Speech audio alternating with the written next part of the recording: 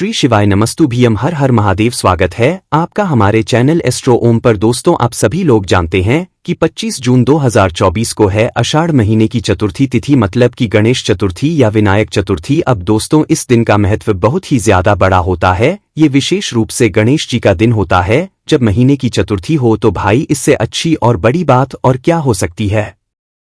इसीलिए दोस्तों, आप लोगों को इसी आषाढ़ महीने में पड़ने वाली इस पहली चतुर्थी को आप लोगों को 5 पीपल के पत्ते वाला उपाय जरूर करना चाहिए, क्योंकि दोस्तों ये एक ऐसा उपाय है जिस उपाय को से आपके जीवन में आ रही सारी दुख और परेशानियां दूर होती है, आपके कष्ट दूर होते हैं, आपकी जो भी मनोकामना होती है वो पूरी होती है। साथ ही अगर आपके घर में धन से जुड़ी हुई समस्या रहती है तो भाई वो भी दूर होती है। इसी के साथ में रोग और बीमारियां भी अगर आपके घर में मतलब लोगों को घेर कर रखा हुआ है तो भाई वह सब भी इस उपाय को करने से ठीक होता है। पर दोस्तों, उसके लिए आप लोगों को पहले ये वाला उपाय अच्छे से सुनना होगा, समझना होगा। उसी के बाद आप लोग ये वाला उपाय अच्छे से कर पाओगे। तो आप लोगों को इस बात का यहां पर ध्यान रखना है। तो चलिए दोस्तों, हम लोग जानते हैं सबसे इस 5 पीपल के पत्ते वाले उपाय को हमें इस आषाढ़ महीने की चतुर्थी तिथि के दिन मतलब कैसे करना है, किस समय करना है और कहां पर करना। तो सबसे पहली चीज दोस्तों, ये वाला जो उपाय है ये आप अपनी किसी भी प्रकार की दुख और समस्या के लिए कर सकते हो। आपके जीवन में कष्ट है तो भाई उसके लिए भी कर सकते हो। कहने का मतलब ये है कि आप अपने लिए भी कर सकते हो और अपने पूरे घर परिवार के लिए भी इस वाले उपाय को कर सकते हो। आपके जीवन से दुख और परेशानियों को दूर करने के लिए, धन की समस्या भी अगर है तो भाई ये वाला उपाय आप लोग कर सकते हो। आपके धन की समस्या दूर हो जाएगी। माता जी की जो कृपा है वो भी आपके ऊपर जो है हमेशा बनी रहेगी इस उपाय को करने के बाद। ठीक है, तो अब हम जानते हैं कि आखिर इस उपाय में हमें क्या करना होता है और कैसे करना होता है। उससे पहले हम ये जान लेते हैं कि इस उपाय को करना किसको है। तो देखो, ये वो उपाय है जिसके आपके घर में दुख और समस्या जो है वो दूर हो जाएंगी। आपके घर में माता लक्ष्मी जी की कृपा होगी। तो इसीलिए ये वाला जो उपाय है ये घर की बड़ी माताएं बहनें होंगी, उनमें से किसी भी एक माता बहन को करना है। ठीक है, कोशिश आपकी पहली यही होनी चाहिए कि घर की जो बड़ी माताएं बहनें हैं उनमें से कोई भी एक माता बहन को करे। पर अगर किसी कारणवश घर में माताएं बहनें उपस्थित ना हो या किसी कारणवश वो घर से बाहर गई हों या वो ये वाला उपाय ना कर पा रही हों, तो फिर भाई घर का जो बड़ा सदस्य होगा वह भी ये वाला उपाय कर सकता है, चाहे फिर वह पुरुष ही क्यों ना हो। इसमें कोई भी दिक्कत वाली बात नहीं है। उसके बाद में दोस्तों, जो अगली चीज आती है वो ये आती है कि भाई इस उपाय को हमें करना किस समय है। तो देखो, यहाँ पर हम आपको बता दें कि इस वाले उपाय को आपको प्रातःकाल सुबह सुबह करना है। ठीक है, जितना जल्दी हो सकता है आप उतना जल्दी इस उपाय को करने की कोशिश करना। बाकी अगर थोड़ी बहुत देर भी हो जाती है, जैसे कि 10, 11, 12 भी बज जाता है, तो भी आप लोग इस उपाय को कर लेना। पर 12 बजे के बाद उपाय मत करना, क्योंकि 12 बजे के बाद भगवान का विश्राम का समय हो जाता है ना। कोई भी उपाय जब आप करते हो उसका जो आखिरी समय आप समझ सकते हो वो दोपहर के 12 बजे होते हैं। 12 बजे के बाद भगवान के विश्राम का समय हो जाता है। तो आपकी पहली कोशिश तो यही होनी चाहिए कि अगर हम भगवान शिव जी को प्रसन्न करने के लिए, हमारी दुख और परेशानी को दूर करने के लिए कोई भी उपाय कर रहे हैं तो वो सुबह जल्दी से जल्दी कर लें, ताकि हमें उस उपाय को करने का जो फल है वो बहुत ही जल्दी और बहुत बड़ा होकर यहां पर मिल सके। ठीक है, तो इस बात का आप लोगों को ध्यान रखना है। उसके बाद में दोस्तों, ये वाला जो उपाय है ये हमें कहां पर जाकर करना है। तो देखो, ये वाला जो उपाय है ये आपको भगवान शिव जी के मंदिर में जाकर करना है।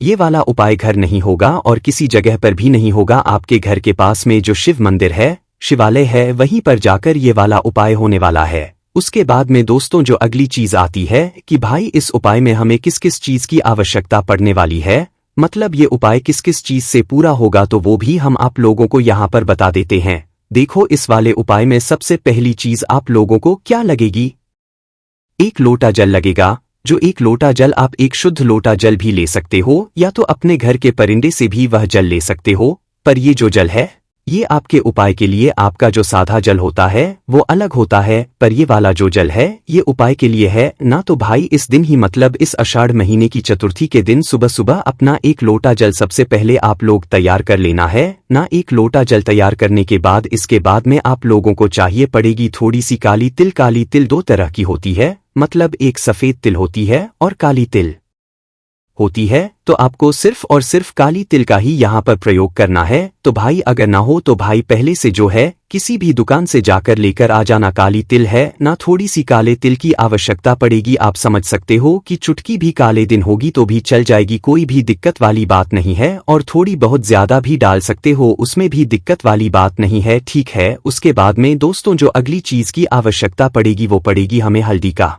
गट्टा। अब हल्दी का गट्टा समझने में बहुत सारे लोगों को समस्या आ सकती है कि भाई हल्दी का गट्टा क्या हो सकता है ना। तो भाई हल्दी का गट्टा भी इसे कहते हैं या हल्दी का टुकड़ा भी कह सकते हैं, है ना। तो भाई जो हल्दी आप लोग अपने घर में खाते हो वो पिसी हुई होती है, पर जो एक हल्दी होती है वो गट्टा होता है, वो टुकड़ा होता है। तो भाई वो हल्दी का टुकड़ा या गट्टा आप लोगों को जो है इस उपाय में अपने रखना है, नहीं है तो भाई आप लोगों को दुकान से लेकर आना पड़ेगा। कितना बड़ा लाना है, बिल्कुल छोटे से हमें गट्टे की आवश्यकता पड़ेगी, मतलब वो हल्दी का टुकड़ा एक तरीके से आप लोग उसे कह सकते हो ना। तो थोड़े से उस टुकड़े की हमें यहाँ पर आवश्यकता पड़ने वाली है। अब इस उपाय में हमें क्या करना होगा वो आप लोग यहाँ पर ध्यान से सुनिएगा। तो देखिए ये वाला उपाय जो करेगा वही इस उपाय को करने की पूरी तैयारी भी करेगा। इस बात का आप लोगों को विशेष रूप से ध्यान रखना है और उपाय को करते समय मन में विश्वास जरूर रखना है, क्योंकि इस उपाय को करने से आपके दुख और कष्ट दूर हो जाते हैं, आपकी मनोकामना धन से जुड़ी हुई समस्या दूर हो जाती है। तो इसलिए इस बात का ध्यान रखना है। इसी के साथ में दोस्तों जो सबसे जरूरी चीज आती है अब इस उपाय में वो आती है दोस्तों पीपल के पत्ते। इस उपाय में हमें इन सभी सामग्रियों के साथ में पीपल के पत्तों की भी यहाँ पर आवश्यकता पड़ने वाली है। अभी ये जो पीपल के पत्ते हैं या पीपल के पेड़ से ही तोड़कर लाओगे, ये आपको कहीं बिकते हुए या मतलब ऐसे नहीं मिलेंगे। तो भाई जहां पर भी पीपल का पेड़ लगा हुआ हो उस पीपल के पेड़ से जाकर आप लोगों को पत्ते तोड़कर लेकर आ जाने हैं। बस ध्यान क्या बात का रखना है, जो पीपल के पत्ते आप लोग तोड़ोगे ये रविवार के दिन आपको नहीं तोड़ना है। वैसे भी रविवार के दिन इस चतुर्थी जो है नहीं पड़ रही है, तो भाई आप लोगों को जो है वैसे भी मंगलवार के दिन पड़ रही है। तो हमने आपको बस ये एक बात बता दी है कि भाई रविवार के दिन पीपल के पत्ते नहीं तोड़ना चाहिए।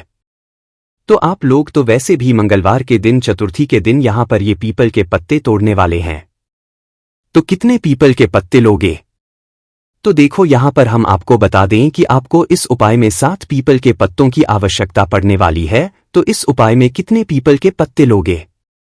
7 पीपल के पत्ते अगर आपसे नहीं टूटते हैं तो भाई आप किसी से तुड़वा लीजिएगा, पर उपाय आपको ही करना है और उपाय की सामग्री की तैयारी भी आपको यहां पर करना है। तो आप लोगों ने क्या क्या तैयार कर लिया? अपना एक लोटा जल, इसके साथ ही में थोड़ी सी काली तेल, हल्दी का गट्टा या टुकड़ा, इसके साथ में 7 पीपल के पत्ते। तो ये सभी चीजें जो है आप लोग उपाय के लिए इकट्ठा कर लेना। अब इकट्ठा करने के बाद क्या करना है, अपने ही घर से ये वाला जल आप लोगों को तैयार करना है और ये सामग्री अलग अलग लेकर नहीं जाना है बल्कि एक साथ लेकर जाना है। कैसे लेकर जाओगे?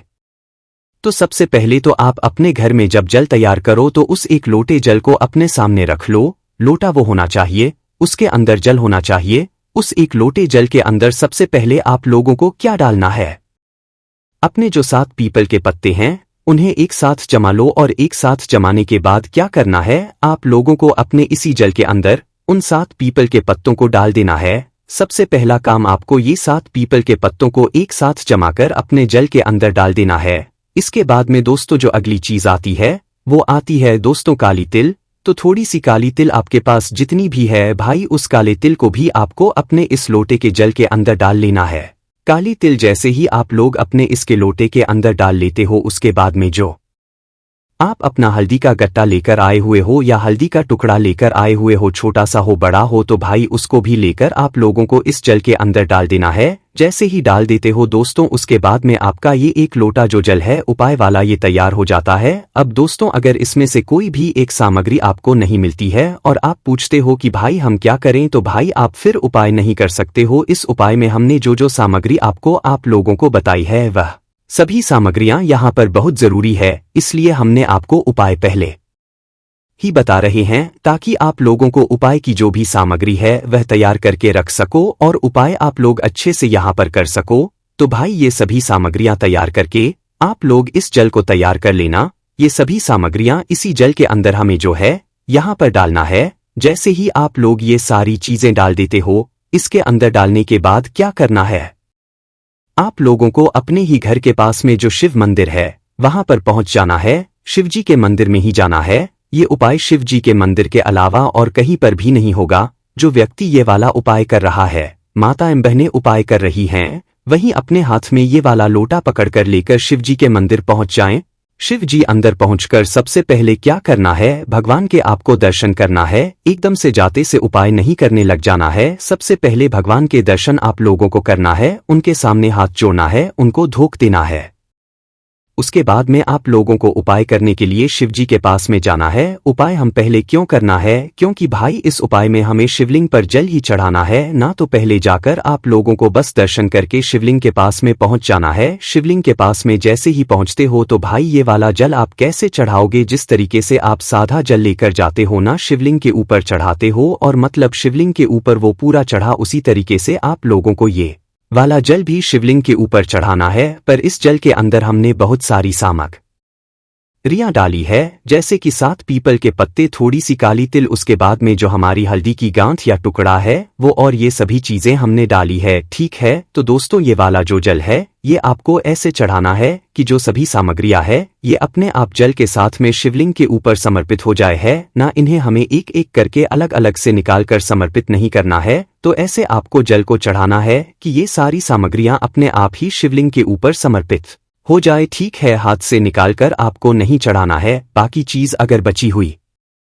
जाती है आखिरी में लोटे में, तो उसे फिर आप हाथ से निकालकर भी चढ़ा सकते हैं। पर कोशिश आपकी यही होनी चाहिए कि एक साथ जल के साथ ही में ये सारी सामग्रियां शिवलिंग के ऊपर चढ़ जाए है ना। तो भाई जैसे ही ये सारी सामग्री आप लोग शिवलिंग के ऊपर चढ़ा देते हो, तो चढ़ाने के बाद क्या करना है दोस्तों, जैसे ही आप लोगों ने ये पूरे जो शिवलिंग पर चढ़ाया, अंदर जो भी सामग्री होगी वो अपने आप शिवलिंग पर चढ़ जाएगी। उसके बाद में जो 5-7 पीपल के पत्ते आप लोगों ने लिए हुए हैं, तो इन 7 पीपल के पत्तों को आप लोगों को पहले इकट्ठा करना है। मतलब आपने जल चढ़ाया शिवलिंग पर, तो शिवलिंग पर जल चढ़ाते समय आपके वह 7 के पत्ते इधर उधर हो गए होंगे, मतलब शिवलिंग के ऊपर इधर उधर हो गए होंगे। तो सबसे पहले पूरा जल चढ़ जाने के बाद आपको क्या करना है कि वह 7 जो पीपल के पत्ते हैं उन्हें वापस से शिवलिंग के ऊपर से उठाकर जमा लेना है, भगवान का आशीर्वाद स्वरूप समझकर। ठीक है, जैसे ही 7 पीपल के पत्ते आप एक साथ जमा लेते हैं, भगवान शिव जी का आशीर्वाद स्वरूप समझकर इन 7 पीपल के पत्तों के अंदर पानी की बूंद भी होगी, क्योंकि भाई आपने इन 7 पीपल के पत्तों को अपने ही जल के लोटे के अंदर डाला है। उसके बाद ही मैं शिवलिंग पर ये जल चढ़ाया है। तो भाई इन 7 पीपल के पत्तों में जल का कुछ भाग जरूर चढ़ गया होगा, मतलब होगा जो कि भगवान शिव जी से स्पर्श होता हुआ होगा।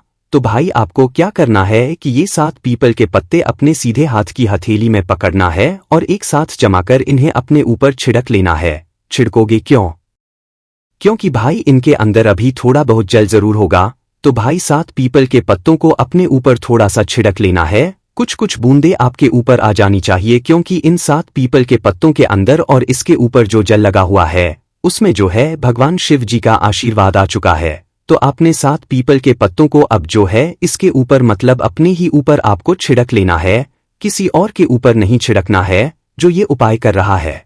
भाई उसी व्यक्ति को अपने ऊपर इन 7 पीपल के पत्तों को छिड़क लेना है, मतलब उनके अंदर से जो जल होगा वो आपके ऊपर अपने आप आ जाएगा, ठीक है। और इसके बाद में दोस्तों बस ये 7 पीपल के जो पत्ते हैं या वहीं कहीं अलग रख देना, वापस से उन्हें मत चढ़ाना है ना, वहीं कहीं अलग अलग रख के भगवान के सामने 2 मिनट बैठ जाना और अपनी कोई भी जो मनोकामना है वो बोलना, या जो दुख और परेशानी या जो कष्ट चल रहा है आपकी जीवन में उससे छुटकारा पाना चाहते हो तो वो बोलना, या माता लक्ष्मी जी की कृपा हो रही है तो भाई वो बोलना। किसी एक ही काम के लिए आप लोग अपना जो है मनोकामना बोल देना, या कोई एक ही काम के लिए आप लोग अपना ये वाला उपाय करना। जैसे ही आप अपनी मनोकामना या दुख और समस्या बोल देते हो तो उसके बाद में भगवान शिव जी के सामने 2 मिनट श्री शिवाय नमस्ते आपको जाप करना है, ठीक है। 2 मिनट तक श्री शिवाय नमस्ते जाप करना। जैसे ही 2 मिनट होते हैं, जाप हो जाता है, उसके बाद में भगवान से हाथ जोड़कर प्रार्थना करके विनती करके उनको धोख देकर वहां से उठ जाना और फिर आप लोग उठकर सीधा अपने घर पर वापस आ सकते हो, ठीक है। इसी के साथ में दोस्तों जो आप लोग शिवलिंग पर जल चढ़ाया हुआ है, आखिरी में जब आप शिवलिंग मतलब शिवजी के पास से आए तो भाई जलाधारी से थोड़ा सा जल जरूर झील कर लाएं, और इस जल का चाहे तो आप आचमन करें या तो अपने घर के मुख्य द्वार पर छिड़के या अपने घर पूरे में थोड़ा थोड़ा जल छिड़क दें। इससे आपके घर में भगवान शिव जी का अच्छे से यहाँ पर आशीर्वाद आ जाएगा। आषाढ़ महीने का ये जो चतुर्थी देती है इसका बहुत ही बड़ा और विशेष महत्व है। आप इस उपाय को जरूर करके देखिएगा। बाकी दोस्तों इस उपाय करने में अगर आपको कोई भी दिक्कत समय से परेशानी आती है तो उसे आप हमसे कमेंट करके पूछ सकते हैं। श्री शिवाय नमस्तुभ्यम। हर हर महादेव।